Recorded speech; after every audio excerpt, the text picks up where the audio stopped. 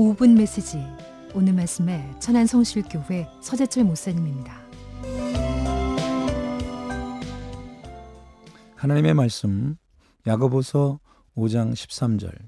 너희 중에 고난당하는 자가 있느냐? 저는 기도할 것이요. 이렇게 말씀하셨습니다. 고난을 극복하는 비결을 우리는 말씀에서 찾게 됩니다. 고난은 괴로움과 어려움을 이루는 말이죠. 사람들은 누구나 고난을 좋아하지 않습니다.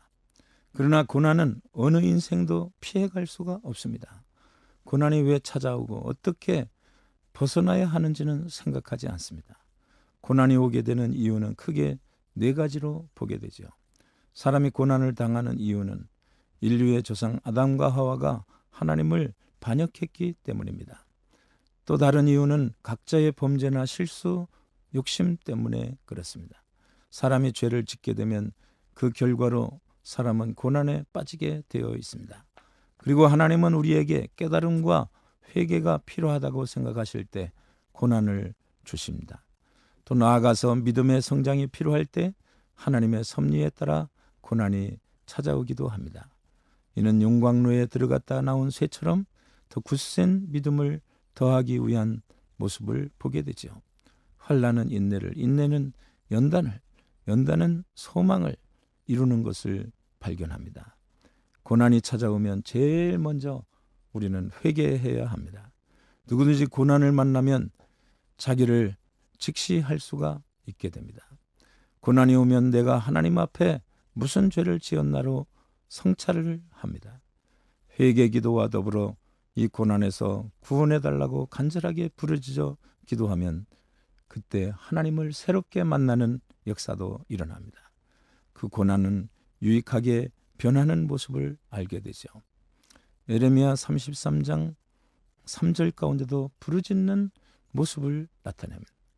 부르짖을 때 하나님을 만나는 역사가 일어나죠. 개인적인 어떤 고난뿐 아니라 국가적인 위기까지도 하나님께 가지고 나아가야 합니다. 이는 성경 곳곳에 증거하고 있는데 여호사밧 왕의 교훈가 좋은 간증이 됩니다. 그는 나라가 위기에 처할 때마다 부르짖어 기도함으로 고난의 문제를 해결하는 모습을 발견하게 되죠. 역대하 7장 14절에 말씀한 고난이 삶을 힘들게 하지만은 그러나 고난이 유익을 가져다 준다는 것을 믿고 대처하면 실제로 고난이 유익한 결과를 가져오는 것을 발견합니다. 고난이 유익한 것은 고난은 하나님께 순복하게 만들기 때문입니다. 세상을 좋아하고 죄를 짓던 사람도 고난을 당하면 하나님께 회개하고 순종하고 복종하게 돼서 결과적으로 축복의 산실로 태어나게 하는 것이죠. 하나님의 사랑을 깨닫는 시간이 됩니다. 내가 너를 사랑한다. 내가 너와 함께한다. 함께 하시는 위로의 하나님을 새롭게 만나는 감동의 눈물을 흘리는 시간이 오는 것이죠.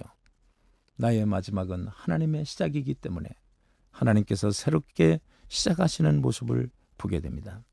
고난은 생활 속에 인내와 단련된 신앙을 또 갖게 해줍니다.